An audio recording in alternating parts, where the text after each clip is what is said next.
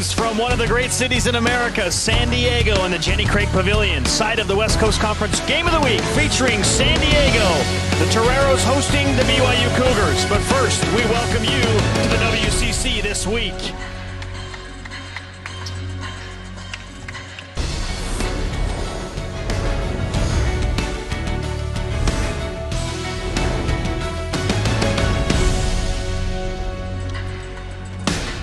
The WCC This Week live on your television screens. Great to have you with us wherever and however you're dialed in for West Coast Conference basketball. At 21-7, the BYU Cougars on the road to take on the 16-11 San Diego Toreros. How things will wind up in the West Coast Conference, very much up in the air. Alongside Blaine Fowler, I'm Spencer Linton. Thanks for making this part of your Saturday. All right, Blaine, let's start with today's matchup between the Toreros and the Cougars, which, when you look at it just statistically, it is a matchup of a very efficient offensive team in BYU against the best defensive team in the West Coast Conference, San Diego. Yeah, San Diego wants to slow the game down. They want to grind on you a bit offensively. They're very good defensively. They defend the three-point line. They're the best team in the league in terms of slowing you down and getting you out of rhythm. Now, up in Provo, BYU didn't allow that to happen. They played at their pace. They scored 74 points. They forced the Toreros to turn the ball over. So it will be interesting. It is a very good matchup. Great defense against one of the most efficient offenses in the WCC. This is a building where the Toreros really like to put the pressure on and make their opponents feel it. Now, I mentioned the parity in the West Coast Conference, particularly in the 5, 6, and 7 positions after Thursday night. San Diego, San Francisco, Santa Clara, all deadlocked at 7 and 8. BYU in that 3 spot, just a game ahead of surprising Pacific 9 and 6. And then how about Gonzaga? You know, they heard that they were picked to finish second in the conference, and they put that in the back of their pocket. And now look at the Zags on top. They put it right on their shoulder, and they've been playing with a chip on their shoulder as of late, and they're playing very, very well right now. The surprise of the week, as you look at the West Coast Conference scores from Thursday night, up on the hilltop, San Francisco upsetting 15th-ranked St. Mary's 70-63, a game that Jock Landale failed out, and Frankie Ferrari was fantastic for the Dons. When the Ferrari is tuned up and running at its best, just don't mess with Frankie Ferrari. 20 points, 7 assists. He was 7 of 11 from the field, and he was 2 for 2 from 3. He was phenomenal in that ball game, and he took that game over down the stretch. And as Landale fouled out, St. Mary's didn't have their go-to guy in the paint. I'll tell you what, the Dons are a team that right now are playing extremely well. They're very dangerous. They have the St. Mary's win. They have a win earlier in the year against Nevada. They'll knock off a tough team. That's a team nobody wants to face in the tournament. On the slate today around the West Coast Conference, of course, the game of the week, BYU and San Diego, that you will see with Blaine and I. Pepperdine visits 9th-ranked Gonzaga. LMU on the hilltop against San Francisco, who's coming off that big-time upset of 15th-ranked St. Mary's. They'll play at Portland, will the Gales. And if you're a college basketball fan, these are the Saturdays in mid-February you live for, because there's just so much uncertainty. It's why we play the games. Yeah, and for this league right now, for the WCC, if St. Mary's and Gonzaga have those top 2 seeds locked up, and a few weeks ago we would have said, hey, St. Mary's is going to waltz into the tournament as the #1 seed, and now the Zags are laying claim to that, right? But those 2 are kind of set. The rest of the middle of this league is all up for grabs right now. We mentioned the University of San Francisco and how dangerous they are right now. How about Pacific, who's right behind BYU in those standings? And Pacific, with their guards that are so physical and play so well on attack and can turn you over, that's a dangerous team. So jockeying for position, I'm telling you right now, nobody, I don't care if it's Gonzaga, St. Mary's, BYU, nobody wants to play Pacific or San Francisco in the early rounds of that tournament. Understandably. And Pacific, as we were talking on Thursday night, Blaine, after BYU beat Pepperdine, they kept pace, just a game back of BYU, by winning in this building against San Diego. That's right. That's right. And this is a San Diego team that's, it's crunch time now. We'll see how they step up in this one. They have got to flip the game from what it was in Provo and take control defensively. They've got a chance. The West Coast Conference Game of the Week, just minutes away. Coming up, we'll take you around the league with the rest of your WCC news and notes. Come back to San Diego.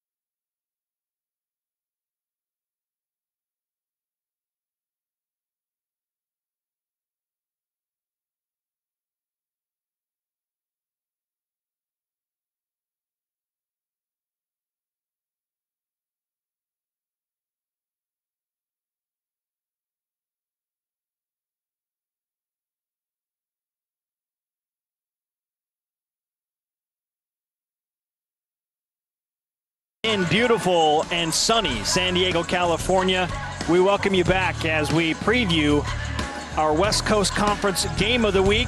This is the WCC This Week.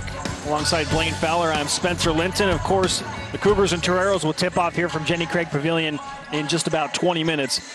Blaine, for now, I'd like to talk about not just this matchup, and we'll get to the particulars of that, but how about just let's go around the league and discuss what has happened with some news and notes in the West Coast Conference, starting with the player of the week, Jonathan Williams. We talked about the upset of San Francisco against St. Mary's. We'll start with Williams and Gonzaga, and I joke with my WCC Player of the Year power poll that it's just Gonzaga player. It can be one of 5 guys on a week-to-week basis. It's Jonathan Williams this week. Well, Jacques Landau has had a number of these, and we see that he's a Naismith Award finalist, leads the league in scoring, leads the league in rebounding. But Jonathan Williams this past week, he has played with a chip on his shoulder, 11th in the league in scoring at 13.4. But remember, this is a Gonzaga team that really shares the ball. They have 5 guys that average in double figures. Perkins is at 13, Tilly's at 12, Norval's at 12, Hachimuro's at almost at 12. So it's a great team that distributes the basketball, and he's the leader of that game.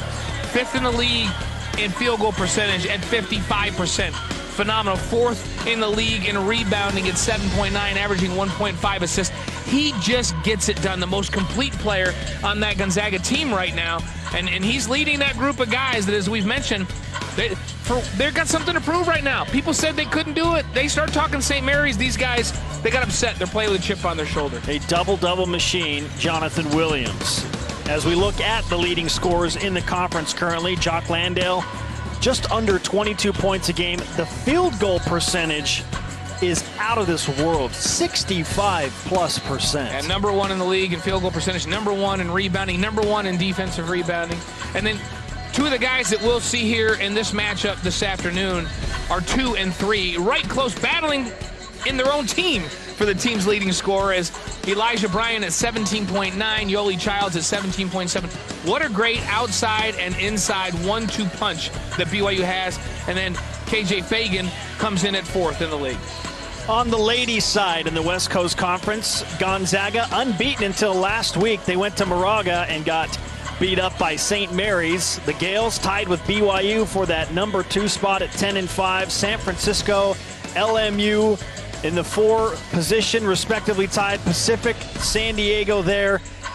And just like the men's side, a lot of basketball still to determine where these seedings are going to end up before we go to Las Vegas and the Orleans Arena. Recapping Thursday's scores from around the league on the women's side. BYU, a 29-point winner against Pepperdine. St. Mary's keeping pace with the Cougars, following up that win over Gonzaga with an 8-point win on their home floor. As we transition to today's schedule, San Diego and BYU in Provo. I think the game to watch here in terms of seeding for the tournament is San Francisco and LMU, because those teams are so evenly matched. Tough matchup anytime the Dons have to deal with the sides of LMU. Up next, back to the men's side. Meet Yoeli Childs, BYU's big man, one of the top scorers in the WCC, as we just showed you. He's got a big future in basketball, but he knows his dream would not be possible without his mom.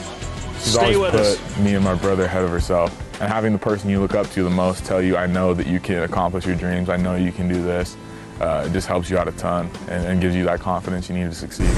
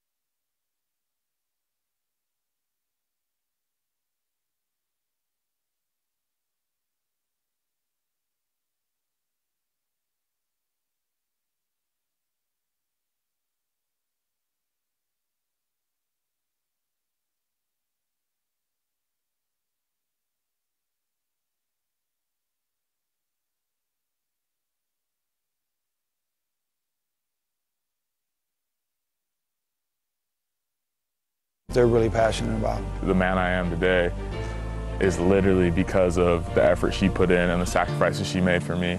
And it's just something I can never repay, but I'll sure try.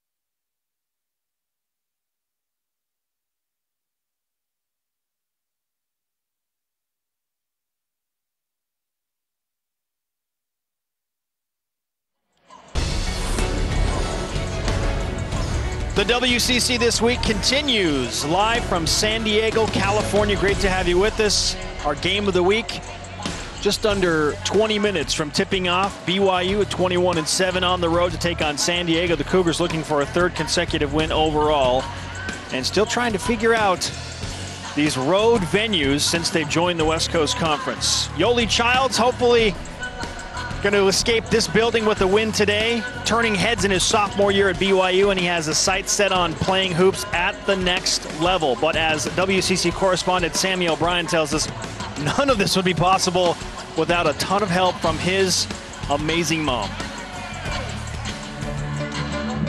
Everyone was put on this earth for something.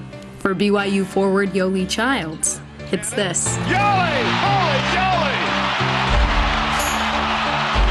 When would you say you started to get serious about basketball? Probably when I was like 7 in elementary school, and they say, what's your dream job? What are you going to be when you grow up?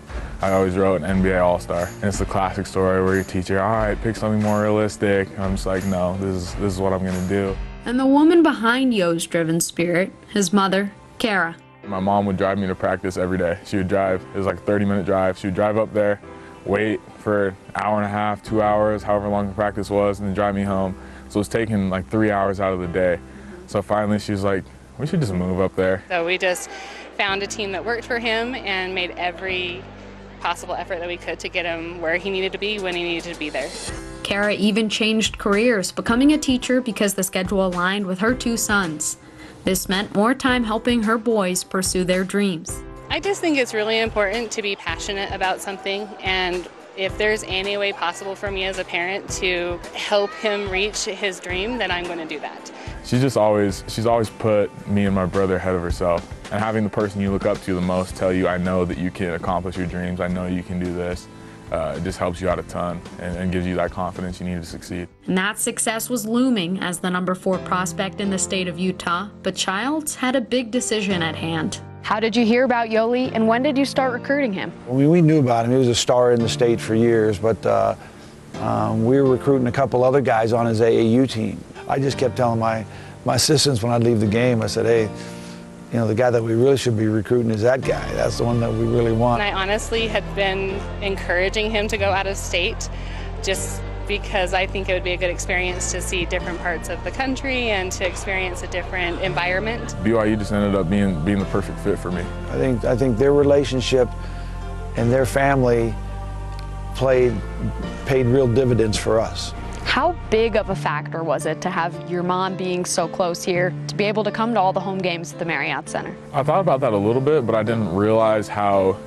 awesome that would be until I actually got here. When I was younger, I tried to be so serious in games, and I think it's just a time in my life where I should enjoy being so close to them. So we'll come out at halftime, I'll blow them kisses, wave at them during the game. Coming from a single-parent household in the BYU community is unique.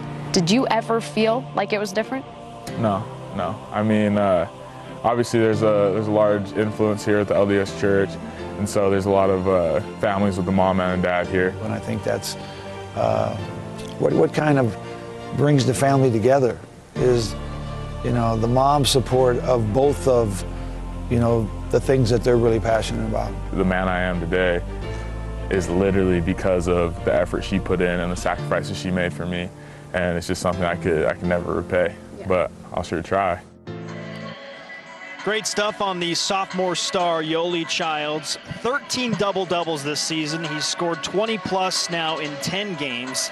Double figures in 26 straight. And as good as he is offensively, Blaine, his length really makes him a weapon defensively for BYU. Well, and you hear the term, he's a quick jumper, and what does that mean? He can gather himself and get off the floor quickly. So as he reacts to help defensively, before you know it, he's off the ground, he's up there, he's swatting shots away. So he's a very good defender as well, and one of the most explosive players in the WCC. Yeah, where he's really improved this year on the defensive side is his ability to stay on the floor. He stayed out of foul trouble in large part. That's the difference between a freshman and a sophomore. You figure out that you got to play defense with your feet, and you got to go vertical, and you can't reach, and that's what he did as a freshman. But a year later, he's a smart defender. He stays on the floor. He's respected around the league. And I'll tell you what, night and day. It's fun to see him now as he knows he's the man. He wants the ball down the stretch. He wants to score. He wants you to throw it into the post, and he wants to be challenged. He has really grown up in this last year to be one of the premier players in the WCC. Yeah, Childs part of that BYU dynamic duo along with Elijah Bryant, who's coming off another 25-point performance against Pepperdine.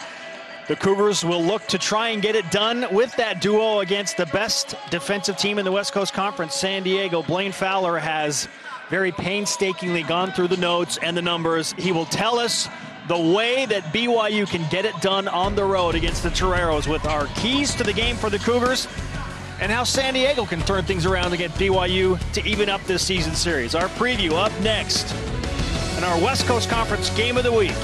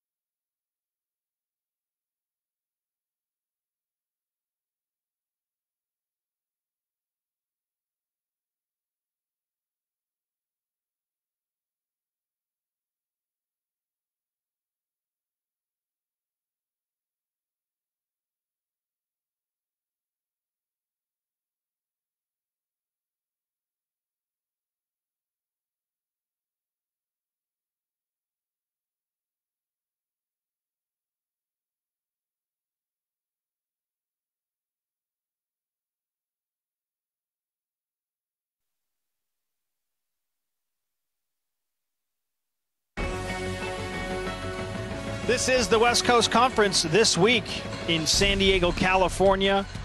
From the Slim Jim, the Jenny Craig Pavilion, alongside Blaine Fowler, I'm Spencer Linton. Great to have you with us wherever and however you're dialed in. Our game of the week, BYU at San Diego. The Cougars, 21-7, 10-5 in WCC play against the 16-11 Toreros. San Diego 7-8 in the West Coast Conference, kind of in a gridlock there in the middle of the WCC standings. All right, Blaine, when you prepared for this game, what was the first thing that came to your mind as you look at the Cougars and the Toreros? It's a battle of strengths, and we talked about it at the beginning, and I love that when we have that, to see whose will win. So the University of San Diego, they are number 2 in the league in scoring defense, but number 1 in the league in field goal percentage defense, number 1 in the league in three-point percentage defense. They know how to guard. So they get out there and they make it miserable for you. BYU, on the other hand, 3rd in the league in field goal percentage, 3rd in the league in three-point percentage, number 3 in the league in scoring, and they're number 2 in the league in assists. They really share the basketball, so they make this Torero team work. And so who's going to win out? Who's going to be mentally tougher? Can BYU be patient the way they were in Provo, where they worked the ball, they made the extra pass, they made the Toreros work, or will they get impatient? And when San Diego's at their best, it's when they get teams to be impatient as they guard them and then they grind them on offense. And we know the defense is there. If they're making shots, they are a very scary team. A reminder, this is the 18th overall meeting between these two programs. BYU leads it all time, 13-4. The Cougars and Toreros have met 6 times in this building as members and competitors in the West Coast Conference, splitting those 6 games 3-3.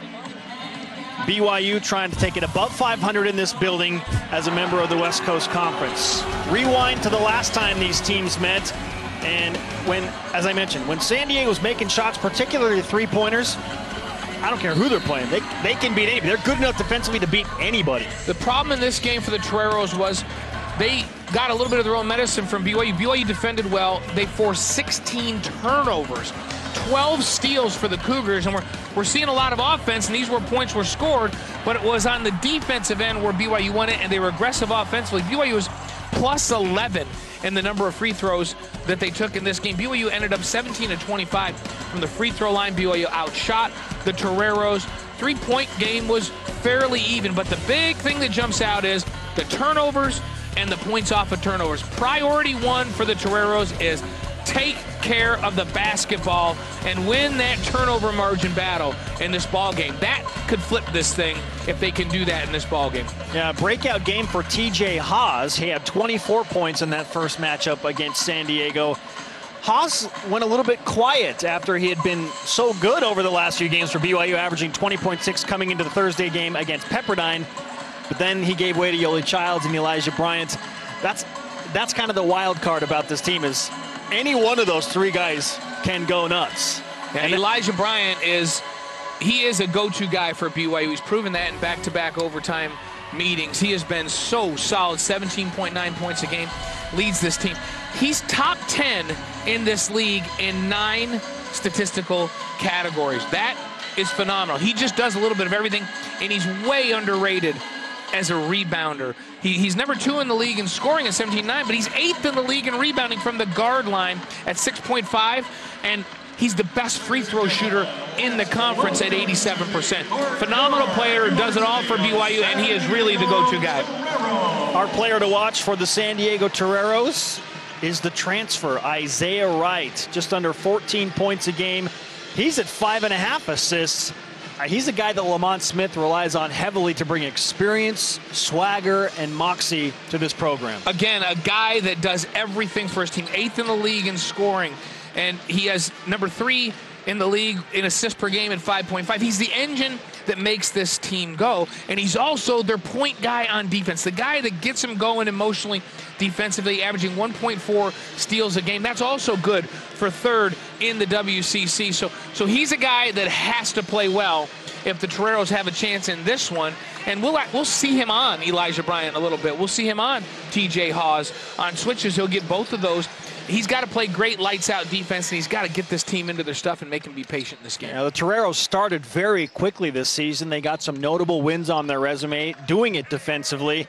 They have since faltered a little bit, but this is the type of game for San Diego that if they win on their home court so close to Las Vegas, it makes them feel like, I don't care who we play, just put us in the tournament and let us go. When you can play good defense, you can keep teams close, and you have a chance to beat anybody. And I think the key for them is they've been consistently good defensively, but it's when they're making shots. When they combine that lights-out defense with shot making, then it's tough to beat this Torero team. All right. Before the break, I mentioned that you have put together the essentials for this game for both BYU and San Diego to get it done. For the Cougars, who are trying to make it 3 straight wins overall and win an always tough road game, what has to happen for BYU? They've got to play on attack as they did in Provo, get to the free throw line. We mentioned they were 17 of 25, plus 11 in attempts and plus 8 in makes.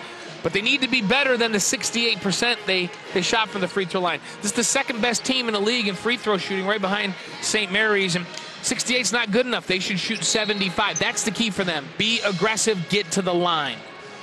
And for the San Diego Toreros, they have to limit turnovers. We documented the miserable affair up in Provo. 16 turnovers on 12 BYU steals. BYU only had 6 turnovers. And so the only 1 steal for a Torero defense that prides itself on being sound defensively. So they've got to flip that trend. The turnover margin has to at least be even in this ball game for them to have a chance. This is kind of a game that feels like 1st to 50 might win it, right? Could be that way, because both teams, we haven't really talked that much about BYU's defense, but this is also a much better defensive team than they've been in the past. But I think this comes down to, Can the Toreros get BYU to be impatient offensively, take quick shots, take bad shots? That's the key. The Toreros, if they can play lights out D, they got a chance in this one. And San Diego coming off a 12-point home loss to Pacific, so certainly the desire to get back on the winning track is there. Now for BYU, back-to-back overtime games against San Francisco and Pepperdine. So they've been playing with fire, but they've come out on the right side if you're a BYU fan. Yeah, do they bring momentum emotionally saying, hey, we can win any game? Or are they a little bit tired and worn down mentally? We'll see on this one. All right, our game of the week in the West Coast Conference, BYU at San Diego, moments away. That's a wrap for the WCC this week. The Toreros and Cougars ready to roll from the Jenny Craig Pavilion in San Diego, California. Stay with us. West Coast Conference Saturday basketball.